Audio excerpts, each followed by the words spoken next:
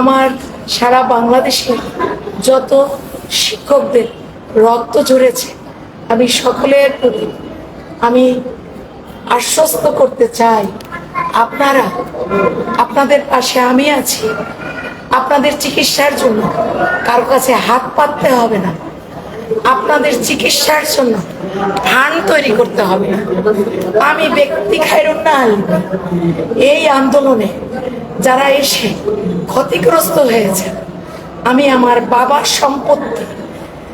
বাবার সম্পত্তির অংশ বিক্রি করে আমি আপনাদের পাশে এককভাবে পাশে দাঁড়াবো।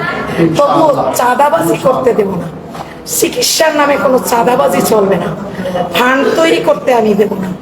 আপনাদের যার যার আর্থিক সহায়তা দরকার, আমাকে আপনারা নিজে ফোন করবেন, আপনাদের সমস্যার কথা বলবেন, কিন্তু কেউ ফান্ড তৈরি করবেন অসহায় শিক্ষকদের জন্য, অতি উৎসাহ আমরা কেউ হব না।